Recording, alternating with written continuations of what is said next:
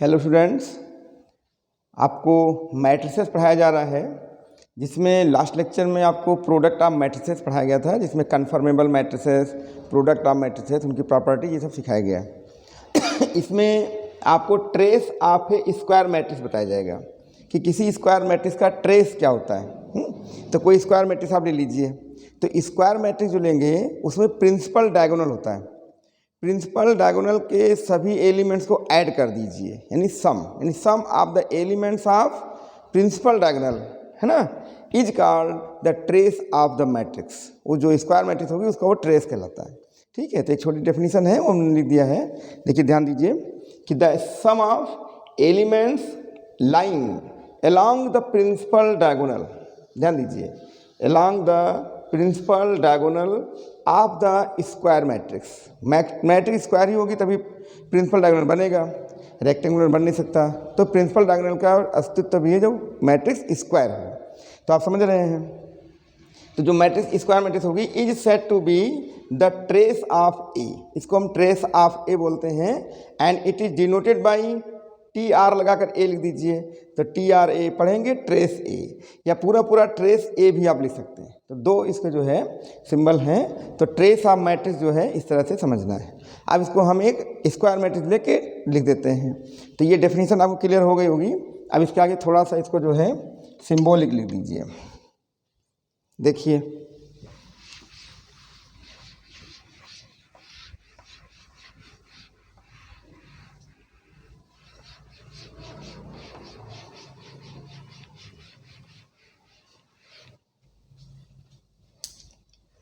यहाँ पर if A I J A is equal to A I J N cross N, एक जो है एन ऑर्डर का स्क्वायर मैट्रिक्स है, तो इसका जो ट्रेस होगा, है ना, आप थोड़ा सा ऐसे भी देखिए, लिख दीजिए, जैसे ऐसे लिखते हैं कि नहीं, A11 A12 and so on A1n, ठीक है, A21 A22 and so on A2n, ऐसे A31 A32 and so on A3n, फिर AN1 AN2 and so on ANn, ये हो गया। ठीक है, ये एक स्क्वायर मैट्रिक्स हमने लिख दी। अब इसका जो प्रिंसिपल डायगोनल है वो देखिए आप, ये प्रिंसिपल डायगोनल बनेगा ये। अब इसमें जो एलिमेंट्स है वो है A11 A22 and so on ANn। तो इसका जो ट्रेस होगा वो क्या हो जाएगा, trace A is equal to A11 plus A22 plus and so on ANn, है ना। तो बिल्कुल इजी है, कहीं कोई जो है दिक्कत ही नहीं आएगी। तो स्क्वायर मैट्रिक्स के जो प्रिंसिपल डायगोनल है उसी को ऐड कर दीजिए, उनका सम ही उसका जो है ट्रेस कहलाता है। ठीक है, फॉर एग्जांपल आप देख सकते हैं, फॉर एग्जांपल जैसे ए हमने ले लिया, कुछ भी 2 1 5 5 2 3 1 2 7 ऐसे को लिख दो, ये हो गया। तो इसका जो ट्रेस हो जाएगा, टी आर ए लिख दो चाहे वैसे लिख दो, ट्रेस। तो ट्रेस क्या होगा, इसका जो प्रिंसिपल डायगोनल है उसी के एलिमेंट्स को जोड़ना है। तो 2 + 2 + 7 ये हो जाएगा sum of these elements of principal diagonal, तो हो जाएगा 11। तो इसका ट्रेस आ जाएगा 11। ठीक है, तो इतनी बात आपको समझ में आ गई होगी, इतना आप कॉपी कर लीजिए।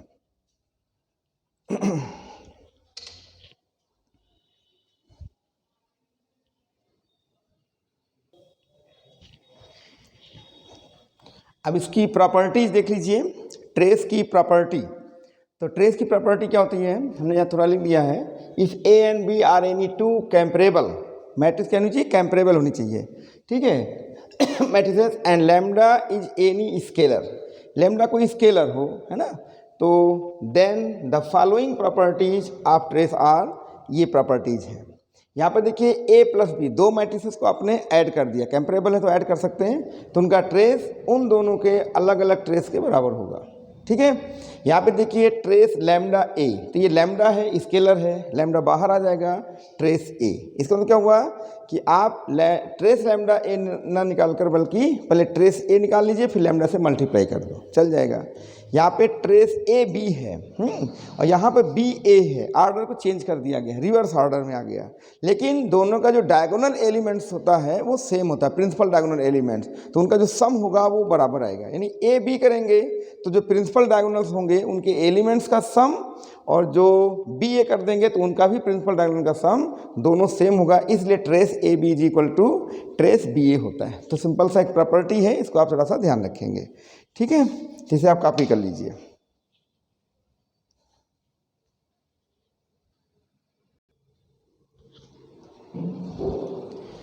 अब देखिए ये एक ट्रांसपोज ऑफ ए मैट्रिक्स है ना, जिसको आपने पढ़ा है, तो यहाँ भी ट्रांसपोज हम क्लियर कर दे रहे हैं फिर से। ट्रांसपोज ऑफ ए मैट्रिक्स, किसी मैट्रिक्स का ट्रांसपोज, इसको हिंदी में आप परिवर्त कहते थे, तो ट्रांसपोज ऑफ ए मैट्रिक्स क्या है? The transpose of A matrix A is a matrix obtain from A by interchanging, ध्यान दीजिएगा, इंटरचेंज कर देते हैं, रोज एंड कॉलम्स। यानी जैसे फर्स्ट रो है तो जैसे फर्स्ट कॉलम बना दें, सेकंड रो है तो सेकंड कॉलम, थर्ड रो है थर्ड कॉलम, यानी करस्पॉन्डिंग, तो रोज एंड कॉलम्स को इंटरचेंज कर दो, यानी पहली रो तो पहले कॉलम में कर दो, है ना, इसका मतलब ये हुआ, ठीक है। इन एग्जैक्टली सेम ऑर्डर, उसी क्रम में, जैसे फर्स्ट रो है तो फर्स्ट कॉलम बोलेंगे, सेकंड रो है तो सेकंड कॉलम में रखेंगे, थर्ड रो है तो थर्ड कॉलम में रख देंगे, ठीक है। It is denoted by A dash or A T or A capital T लिख दीजिए, कोई फर्क नहीं पड़ता। आप इसको सिंबॉलिक भी लिख सकते हैं, इन सिंबल्स। सिंबल्स में कैसे लिखेंगे? जैसे लिख दिया ए एक मैट्रिक्स है ना, ए आई जे, मान लिया यहाँ पर एम क्रॉस एन की मैट्रिक्स है, ठीक है, तो हम यहाँ पे लिखेंगे ए डैश, ए डैश मतलब उसका ट्रांसपोज, तो ये हो जाएगा आपका ए डैश, यहाँ पे थोड़ा बदल दे लिया, और ये हो जाएगा आपका ए डैश आई जे, और ये हो जाएगा एन क्रॉस, तो जो रो है वो कॉलम, जो कॉलम है वो रो, है ना, और वेयर ए डैश आई जे जो आपके सामने ये आया है, नया एलिमेंट रखा है, वो वास्तव में ए जे आई है, आई जे नहीं, ये आई जे तो क्या बन गया? जे आई, क्योंकि रोज एंड कॉलम इंटरचेंज हो गए, जब इंटरचेंज हो गए तो आई पे यानी रो पे कॉलम आ गया और कॉलम पर रो आ गया, फॉर ऑल आई जे, आई जे, सभी आई जे के लिए।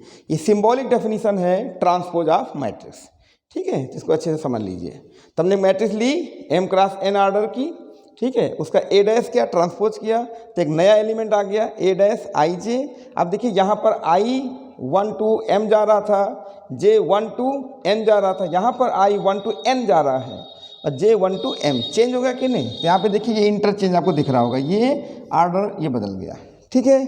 तो इसका मतलब हो गया कि फर्स्ट कॉलम, फर्स्ट रो है तो फर्स्ट कॉलम में, सेकंड रो है सेकंड कॉलम में, ऐसे करेंगे इसको, ठीक है। और वेयर ए डैश आई जे, जो एक नया एलिमेंट आपके सामने आया है वो पहले एलिमेंट का ए जे आई है, बदल जाएगा, और फॉर ऑल आई जे।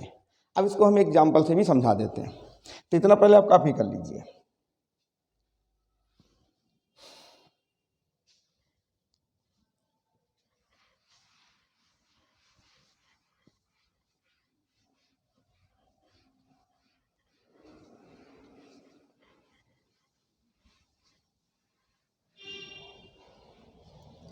ठीक है, देखिए हम आपको एग्जाम्पल लेके समझा देते हैं। फॉर एग्जाम्पल जैसे हमने ले लिया 2 3 7 4 1 5, ऐसे कोई मैट्रिक्स ले ली, ये ऑर्डर इसका है 3 क्रॉस 2, 3 रोज हैं 2 कॉलम्स हैं, इसका जो ट्रांसपोज होगा ए डैश वो कितना हो जाएगा? वो हो जाएगा, यहां पर लिख देते हैं ए डैश। अब देखिए ये फर्स्ट रो है तो फर्स्ट कॉलम में आइए 2 3, सेकंड रो है सेकंड कॉलम में आइए, और थर्ड रो है तो थर्ड कॉलम में आइए। अब जैसे मान लीजिए हम यहाँ पर 3 एलिमेंट को लेते हैं। अगर 3 एलिमेंट को देखा जाए तो ये आपका पहला रो है ना, 3 को दिखा रहे हैं इसे, पहला रो है और सेकंड कॉलम है। यहाँ पे हम 3 को ले रहे हैं, यहीं पर यहाँ पर भी हम 3 को ही ले रहे हैं। ये आपका क्या है, चलिए इसको हमने ए लिख दिया थोड़े के लिए, तो ये आपका सेकंड रो है और पहला कॉलम है। तो देखिए ये जो 1 2 था वो आपका 2 1 हो गया। थोड़ा ध्यान दीजिए आप, यहाँ पर ए डैश में ये इंटरचेंज हो गया। यहाँ से भी देखिए ये 3 क्रॉस 2 था और ये 2 क्रॉस 3 हो गया। चेंज हो गया कि नहीं? तो देखो ये m क्रॉस n था तो n क्रॉस m हो गया, ये आपको यहाँ से दिख रहा होगा। और जो ये हमने आपको दिखाया था a dash i j a j i, तो देखिए i j j i interchange हो गया। तो देखिए यहाँ से आपको दिखाने की कोशिश कर रहे हैं कि ये 1 2 पोजीशन पर है, फर्स्ट रो सेकंड कॉलम। वही 3 जब यहाँ पे आया तो सेकंड रो फर्स्ट कॉलम में आ गया। इसका मतलब हो गया कि 1 2 2 1 इंटरचेंज हो गया। ऐसे सभी एलिमेंट पर आप देख सकते हैं, कोई दिक्कत नहीं आएगी। चलिए एक कोई और एलिमेंट ले लेते हैं। जैसे हमने मान लिया 5 ले लिया, तो यहाँ पे 5 किस पोजीशन पे है? ये है आपका, ये कौन सी रो है? ये थर्ड रो और कॉलम है सेकंड। यहाँ पे 5 आ जाइए। यहाँ देखिए क्या है 5, ये है आपका सेकंड रो और थर्ड कॉलम। तो देखिए 3 2 का 2 3 हो गया, जो यहाँ से हम दिखाना चाहते हैं आई जे का जे आई। तो हमारा ख्याल है एक्सप्लेन हो गया होगा कि ट्रांसपोज निकालते समय हम क्या करते हैं। ठीक है, तो रो कॉलम को इंटरचेंज कर देते हैं, आर्डर एग्जैक्टली सेम होना चाहिए। ठीक है, तो इसे आप कॉपी कर लीजिए। फिर इनकी कुछ प्रॉपर्टीज़ हैं, वो प्रॉपर्टी हम लिख देते हैं, उसको ध्यान रखिएगा, कॉपी कर लीजिए।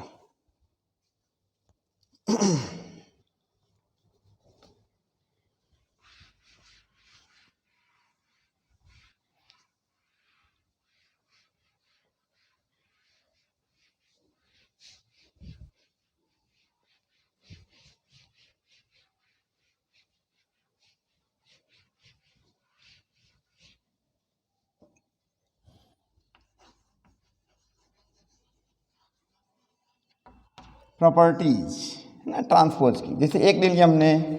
अगर हम किसी मैट्रिक्स का ट्रांसपोज लें और उसका फिर से ट्रांसपोज ले लें, ट्रांसपोज और ट्रांसपोज, तो इटसेल्फ हो जाता है। ठीक है, सेकंड पे आ जाइए।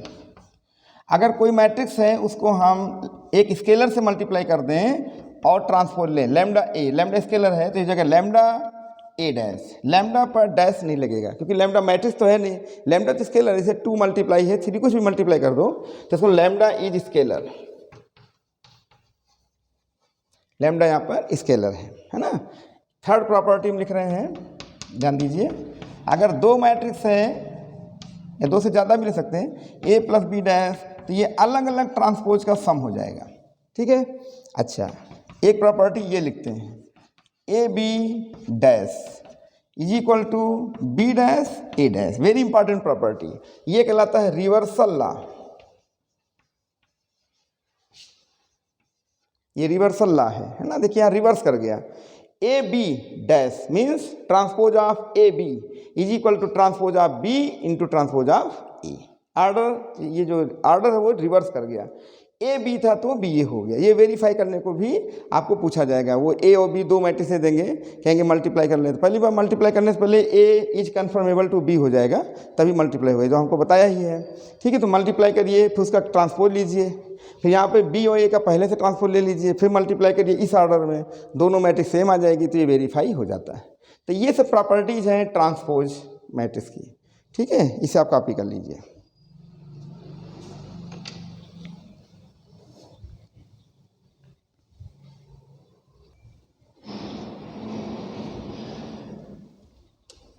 अब देखिए आपके सामने एक आ रहा है सब मैट्रिक्स, है ना, उप आव्यूह जिसको कहते हैं। तो सब मैट्रिक्स कैसे होता है ये आप अच्छे समझिए, सीरियसली, है ना, थोड़ा टेक्निकल है लेकिन समझा देते हैं आपको।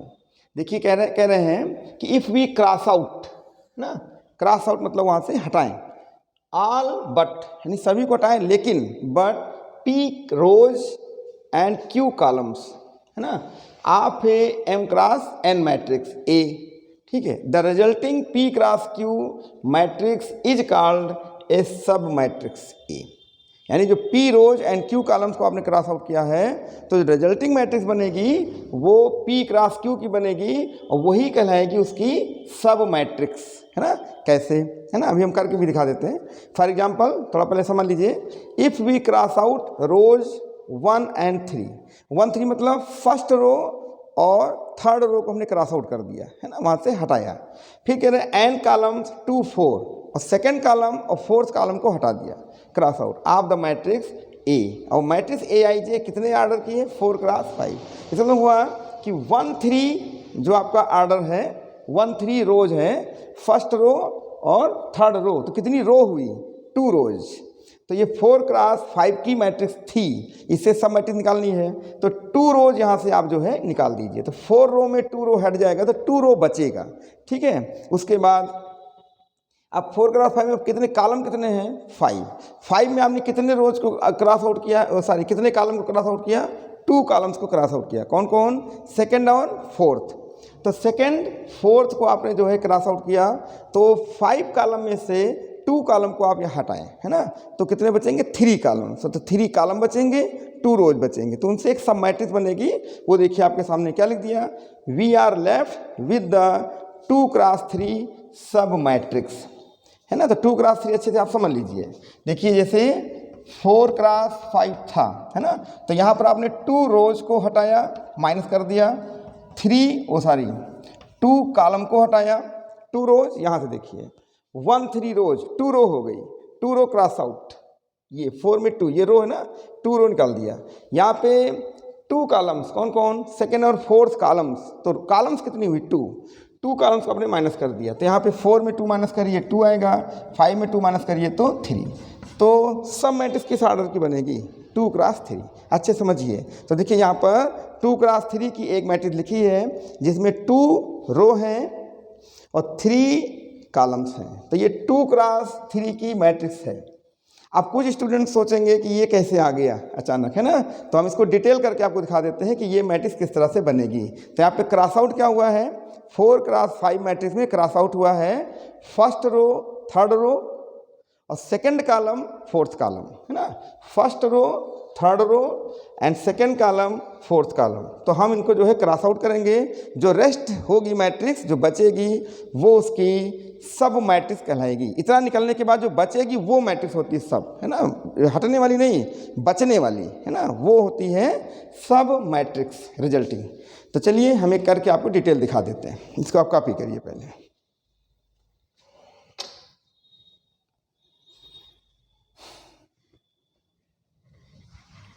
देखिए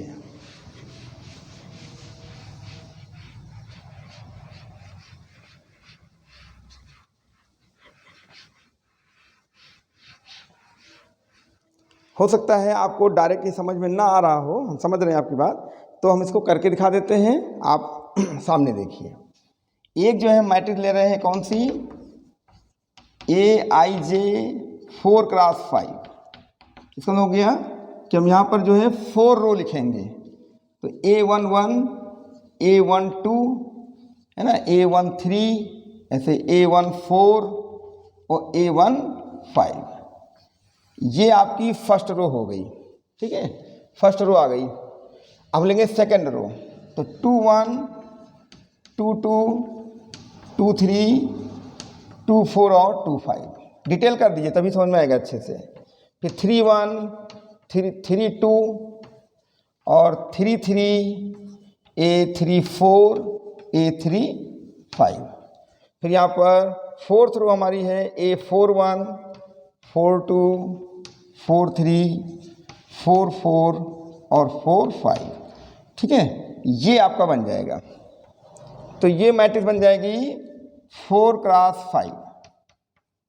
पहले अच्छे से मैट्रिक्स देख लीजिए, 4 क्रॉस 5 की है मैट्रिक्स, इसमें 4 रोज हैं और 5 कॉलम्स, 1 2 3 4 5 कॉलम्स हैं। यहाँ से देखिए वो कह रहे हैं क्रॉस आउट, तो we cross out rows 1 and 3, तो आप इनको क्रॉस आउट कर दीजिए। तो देखिए 1 and 3, तो फर्स्ट रो ये हमने क्रॉस आउट कर दिया और 3 ये क्रॉस आउट कर दिया, हो गया। ये फर्स्ट रो एंड कौन सी है, 3 यानी थर्ड रो क्रॉस आउट, ये आपका क्रॉस आउट हो गया, समझ पाए? ठीक। अब सेकंड कॉलम फोर्थ कॉलम को क्रॉस आउट करिए। अब कॉलम पे आ जाइए, तो सेकंड कॉलम, ठीक है, C2, और कौन सा, फोर्थ कॉलम, ये सारी, ये नहीं, फोर्थ कॉलम, ये फोर्थ कॉलम, ठीक है, C4, ये हमने क्रॉस आउट कर दिया। तो first row third row cross out हो गया, और सेकंड कॉलम, ये क्या लिखा है, 2 2 2 लिखा है, तो सेकंड कॉलम और फोर्थ कॉलम क्रॉस आउट हो गया। अब इसके अंदर जो एलिमेंट्स बचे हैं उनको उसी ऑर्डर में लिख के एक मैट्रिक्स बन जाएगी, वही मैट्रिक्स आपकी सब मैट्रिक्स कहलाएगी, है ना, लेफ्ट। तो जो बची है देखिए कैसे, अब देखो A21 A23 A25, यहाँ ध्यान दीजिए, A21 A23 A25, देख क्या, यहाँ देखिए A41 A43 A45 A41 A43 A45। तो हमारा ख्याल है आपको समझ में आ गया होगा कि ये सब मैट्रिक्स हो गई। तो क्रॉस आउट करना हमने आपको बता दिया, है ना, ये हो गया। तो ये था सब मैट्रिक्स। तो जितने को आप क्रॉस आउट करना चाहें आप कर सकते हैं, ठीक है। चलिए इसे कॉपी कर लीजिए।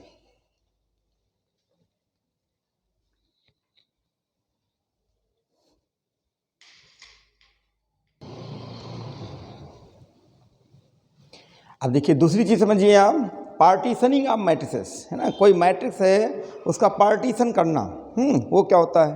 तो पार्टीशन जब करते हैं, जैसे किसी चीज़ पार्टीशन कर दिए आप, तो पार्टीशन जब करेंगे, जैसे मान लीजिए कोई एक राड है, अब राड है तो इसके आपने पार्टीशन कर दिए, तो ये सब क्या है, ये इसके सब पार्ट हैं, है ना, ये जो एक सब पार्ट है, सभी सब पार्ट कहलाएंगे, और सभी सब पार्ट को मिलके एक फिर वो राड बन जाएगी। जैसे मान लीजिए हम कोई राड ले लिए, उसको हमने 3-4 टुकड़े कर दिए, जैसे 4 टुकड़े कर दिए, और चारों टुकड़ों को हमने जोड़ दिया तो फिर एक राड बन गई वही। तो जो टुकड़े टुकड़े हो गए 4 टुकड़े, वो क्या हैं, उसके सब पार्ट यानी सब लेंथ हो गई वो, है ना। उसी तरह से मैट्रिक्स में भी हम कई तरीके से, एक नहीं, कोई यूनिक नहीं है, आप अपनी आर्बिट्रेरली जो मर्जी हो, है ना, उसको हम सब मैट्रिसेस में तोड़ देंगे, है ना, जैसे जो मर्जी। जैसे क्रॉस आउट करना हमने बताया आपको, तो उसको हम सब मैट्रिसेस में तोड़ देंगे और तोड़कर कई सब मैट्रिक्स बना लेंगे, और सब मैट्रिक्स का जो मैट्रिक्स बनेगा वो एक मैट्रिक्स बन जाएगी, उसको कहते हैं पार्टीशन्ड मैट्रिक्स, है ना, ये है। तो देखिए यहाँ पर हम आपके सामने ये थोड़ा सा लिख दिए हैं, फ्रीक्वेंटली मतलब कई बार, बार बार, है ना। It helpful to express matrices in which the entries are सब मैट्रिसेस, यानी ऐसी मैट्रिक्स हम लिखे हैं कि जो इनकी एंट्रीज हैं वो सब मैट्रिसेस हो जाएं। जैसे देखिए इस मैट्रिक्स में एंट्रीज जो है वो एलिमेंट्स की हैं, तो वहाँ पे जो एंट्रीज होगी वो सब मैट्रिसेस की होगी। सब मैट्रिसेस की एंट्री से जो मैट्रिक्स बनेगी वो पार्टीशन्ड मैट्रिक्स कहलाती है। तो सब matrices, for instance consider the matrix, एक मैट्रिक्स हम यहाँ पे कंसीडर कर रहे हैं और इसको हम पार्टीशन्ड मैट्रिक्स में तोड़ते हैं। कैसे तोड़ते हैं ध्यान दीजिए। तो जो हम एक करेंगे तो ऐसा नहीं कि वही करें, आप कहीं से भी उसको तोड़ के पार्टीशन मैट्रिक्स बना सकते हैं, है ना, कई तरीके से, एक फिक्स नहीं है। जैसे मान लो हमने इसको ऐसे देखिए तोड़ दिया, ये थोड़ा सा ये इस तरह से ये बना लिया, डॉटेड लाइन से कर दिया। एक हमने ये कर लिया, एक ये कर दिया, और एक यहाँ से हमने निकाल लिया, ठीक है। अब आप देख रहे हैं हमने पार्टीशन कर दिया, ठीक है। 4 टुकड़े हो गए इसके, तो 4 टुकड़े हो गए। आप चाहें तो यहाँ से कर लें, ऐसे 3-3 ले लें, कहीं से भी कितने भी तरह से आप बना सकते हैं, फ्रीक्वेंटली नॉट यूनिक। तो आप इससे जो है एक मैट्रिक्स पाएंगे। तो वो मैट्रिक्स क्या मिलेगी हम आपको दिखाते हैं, है ना। जैसे अब देखो ये जो 2 हैं उसको एक समझिए आप, क्योंकि एक मैट्रिक्स बन गई ना ये, तो एक मैट्रिक्स हो गई, तो ये ऐसे चला जाएगा। तो ये फर्स्ट रो समझ लीजिए आप। तो इसको हम एक संकेत दे रहे हैं A11 1 1, है ना, ये फर्स्ट हो गया, क्योंकि ये फर्स्ट और ये फर्स्ट, समझ पा रहे कि नहीं। तो देखिए एक तरह देखिए, इसको एक एलिमेंट मानिए, फर्स्ट सेकेंड थर्ड फोर्थ, तो लगता है इसे 2x2 मैट्रिक्स हो गई, जबकि मैट्रिक्स आपकी 4x3 की है ये, 2x2 हो गई। तो इसको हम क्या कहेंगे A11। तो A11 में कौन सी मैट्रिक्स आ रही है ध्यान दीजिए आप, ये आ रही है A11 A12 A21 और A22, ये हो गया। अब ये किस में जाएगी, ये भी फर्स्ट ही में है लेकिन सेकंड में चला गया, जिसको हम संकेत दे देते हैं A12। क्या रहेगा ये रहेगा A13 और A23, ये बन गया। इसके बाद जरा देखिए, ये आपका फर्स्ट रो समझ लीजिए इतना हो गया। अब ये सेकंड में आ रहा है ये, तो ये हो जाएगा A21 इज इक्वल टू, एक मैट्रिक्स आपको दिख रही होगी A31 की, A32, फिर A41 और A42, ये बन गया। और ये वही उसी सेकंड में ही सेकंड है, तो इसको क्या लिखोगे आप, A22, ये मैट्रिक्स बन जाएगी सब मैट्रिक्स से A33 और A43, है ना। तो इस तरह से आपके ये जो चार सब मैट्रिक्स दिख रही हैं, A11, A12, A21, A22, ये चार जो मैट्रिसेस हैं यही एक ही एलिमेंट्स बन जाएंगे। तो यानी इनकी जो एंट्रीज हैं वो मैट्रिसेस की कर दी जाए, है ना। यहाँ पे लिखा ना एंट्रीज आर सब मैट्रिसेस। तो आप बताएं हम यहाँ पर ए को क्या लिख सकते हैं, तब capital A is expressed as A11, A12, A21, A22। अब देखिए A11 ये पोर्शन, A12 ये पोर्शन, A21 ये और A22 ये पोर्शन। तो बताइए इस समय मैट्रिक्स ए में जो एंट्रीज है वो किसकी है, सब मैट्रिसेस की एंट्रीज है। तो इसको हम लोग बोलते हैं ए हैज बीन पार्टीशनड, यानी ए का पार्टीशन हो चुका है ना। ये ध्यान रखिएगा। तो इसे आप कॉपी कर लीजिए।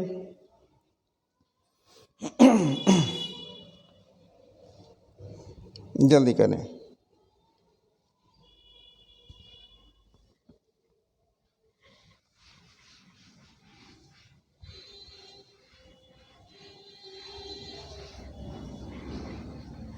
तो ये जो क्रॉस आउट किया गया है, जो रिप्रेजेंटेशन है वो यूनिक नहीं है। आप अपनी मर्जी से कहीं से भी इसको क्रॉस कर सकते हैं, कहीं से 4, 5 जितना जैसे चाहे वैसे ऑर्डर में आप बना सकते हैं, है ना। तो जैसे ऐसे क्रॉस करते ऐसे आइए, जैसे रो 3 रो बना लीजिए, 4, जैसे चाहे वैसे आप बना के इसको कर सकते हैं। लेकिन जो सब मैट्रिसेस की जो मैट्रिक्स बनेगी ये क्या है, मैट्रिक्स ऑफ सब मैट्रिसेस, एंट्री सब मैट्रिक्स की है, ये पार्टीशन कहलाता है। तो आप यहाँ लिख सकते हैं ए हैज बीन पार्टीशनड, ठीक है। ये तो ये पार्टीशन आपको पढ़ाया जा रहा था। तो पार्टीशनिंग ऑफ मैट्रिक्स ये हो गया। इसे आप कॉपी कर लें, फिर आगे बढ़ाते हैं।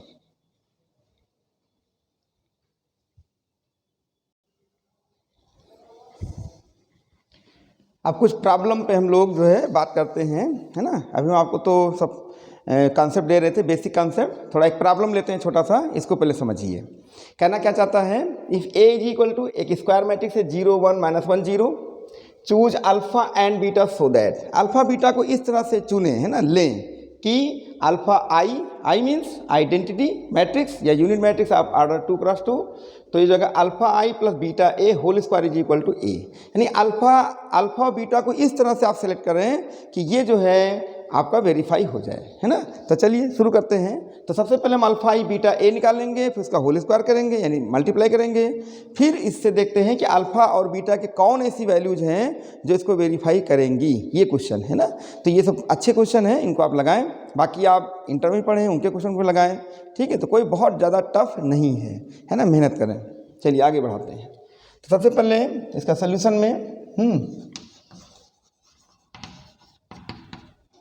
क्या लिखेंगे, अल्फा आई प्लस बीटा ए। ध्यान दीजिएगा अल्फा स्केलर है तो आई मीन्स 1, 0, 0, 1 ये लिखेंगे, प्लस बीटा ए मीन्स ये जो लिखा है 0, 1 और -1, 0, ठीक है। तो आप सब पढ़ चुके, स्केलर अंदर चला जाएगा ये। तो अल्फा 0, 0 अल्फा, ये हो जाएगा 0 बीटा माइनस बीटा 0। फिर ऐड कर लीजिए अल्फा प्लस 0, 0 प्लस बीटा, समझ रहे हैं ना, beta 0 minus beta alpha plus 0। ये मैट्रिक्स आपको मिल जाएगी अल्फा बीटा माइनस बीटा और अल्फा, ये मिल जाएगा alpha beta minus beta alpha. ये हो जाएगा अल्फा आई प्लस बीटा ए, ये हो गया। ठीक है, ये मैट्रिक्स ले ली। अब ये क्या कह रहा है, होल स्क्वायर मीन्स इसी को हम मल्टीप्लाई कर लेंगे, मल्टीप्लाई करके फिर इस इक्वेशन में रखेंगे और फिर देखते हैं कि अल्फा और बीटा की कौन ऐसी वैल्यूज हैं जिसको वेरीफाई करेंगी। ठीक है, तो चलिए इतना पहले आप कॉपी कर लें। तो वेरी सिंपल ये कैलकुलेशन, ठीक, ये कॉपी कर लें।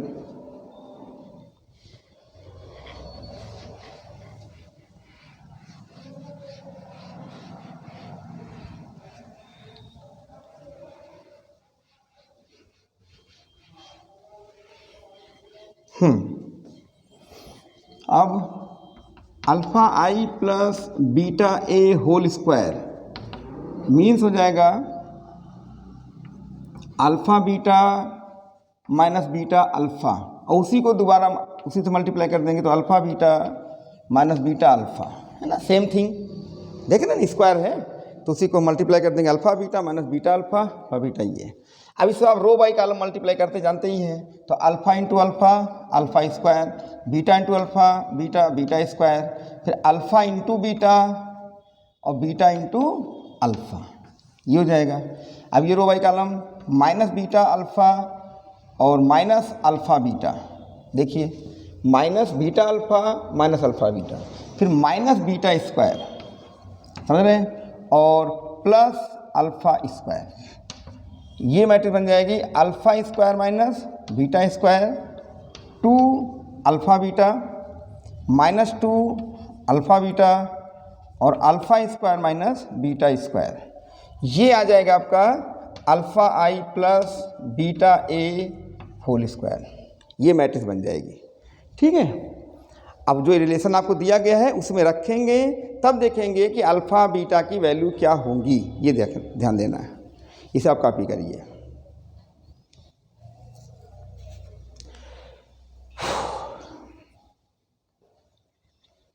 ठीक है,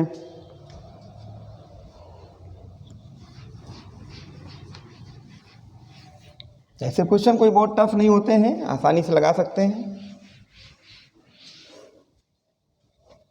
तो यहाँ पर नाउ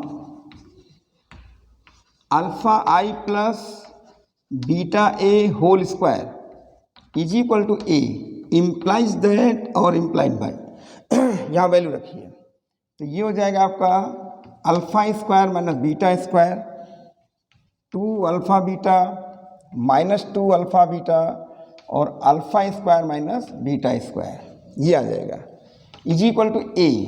यहाँ पर ए क्या था ये आप ध्यान दीजिए, ए यहाँ पर 1 0 माइनस 1 0 रहा होगा। ठीक है, ए यहाँ पर था 0 1 माइनस 1 0, ए यहाँ पे था 0 1 माइनस 1 0 था, ये है इसमें। ठीक है, अब आप इसको कंपेयर कर लीजिए, तो कंपेयर करेंगे तो अल्फ़ा स्क्वायर और minus beta square is equal to 0 मिल रहा है, ध्यान दीजिए आप, और 2 अल्फ़ा बीटा 1 मिलेगा, 2 अल्फ़ा बीटा, है ना, यहाँ पे लिख देते हैं and 2 alpha beta is equal to 1।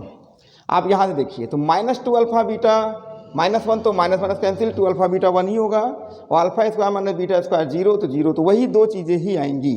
ठीक है, दो ही इक्वेशन बन रहे हैं। अब इन्हीं को हम जो है सॉल्व करके देखते हैं कि कितना रिजल्ट आ रहा है ना, जिससे हम अल्फ़ा बीटा की वैल्यू निकाल लेंगे। ठीक है,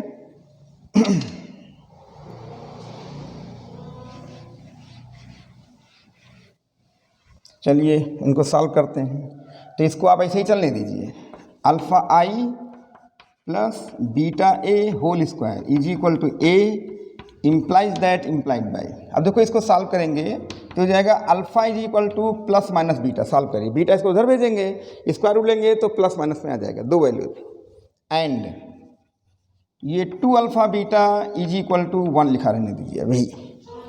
अब आप यहाँ पर implies that implied by alpha is equal to plus minus beta, थोड़ा ध्यान दीजिएगा आप, है ना, सीरियसली, ये अल्फ़ा प्लस माइनस बीटा है और ये 2 अल्फ़ा बीटा है, एक साथ सॉल्व करना है। तो आप इसी में अगर आप अल्फ़ा की वैल्यू यहाँ रख दीजिए, नहीं अल्फ़ा एलिमिनेट कर दीजिए तो बीटा की वैल्यू आ जाएगी।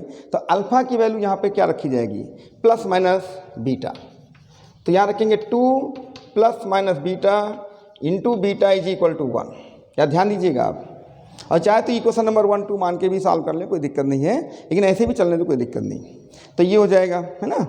तो implied by alpha plus minus beta and इसका क्या हो जाएगा 2, तो प्लस माइनस बीटा स्क्वायर हो जाएगा, तो ये बीटा स्क्वायर तो हो जाएगा beta square is equal to plus minus 1/2।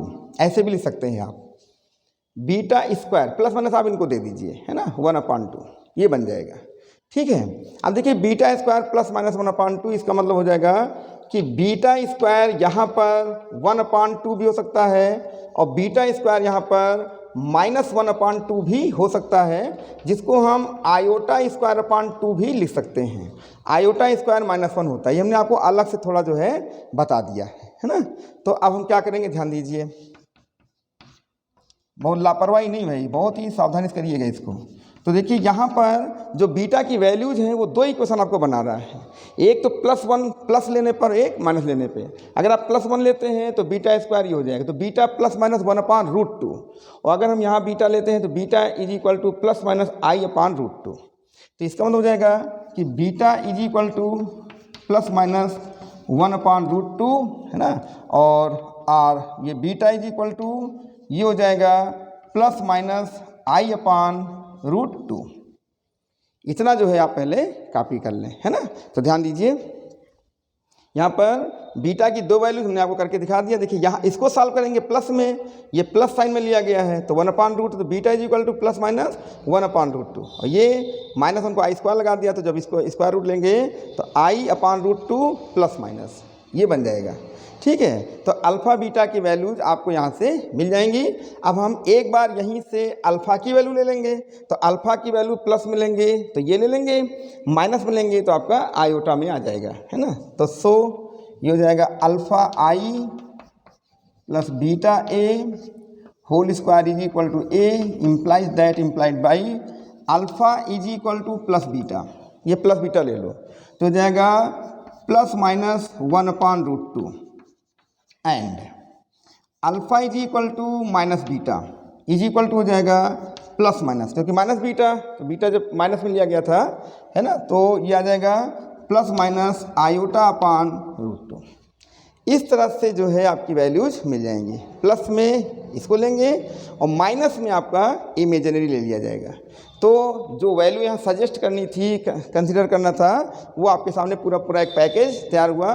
Alpha beta ये वैल्यू ली जाएगी, या फिर alpha is equal to minus beta is equal to ये लेंगे, तो जो आपको जो रिलेशन दिया गया था ये वेरीफाई हो जाएगा, है ना। तो अच्छे प्रॉब्लम्स हैं, इस पर लापरवाही ना करें, ठीक है। इसको सॉल्व करिए, फिर हम आपको अब अगले लेक्चर में बताएंगे कुछ प्रॉब्लम्स, अच्छे प्रॉब्लम आपको बताएंगे, ठीक है। और जो सिंपल प्रॉब्लम है वो आप लगा डालिए, कोई दिक्कत नहीं है, बहुत ही सिंपल होते हैं, ज़्यादा टफ है ही नहीं, है ना।